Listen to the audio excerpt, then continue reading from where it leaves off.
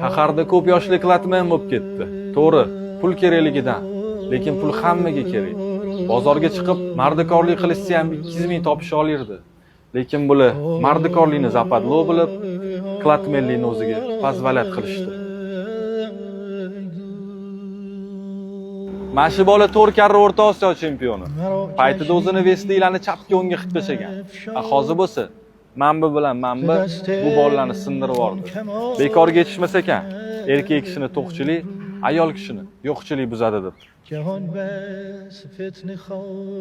Bu mashhur bloger. Lekin bilasanmi nimani evaziga? Er-xotin birga kontent olishadi. Eng qiziq joyi, reklamasining narxi $1000. Erini g'ururi bo'lsa, 1000 so'm. Bu bo'lsa 7-etajli bevani oldidan chiqyapti.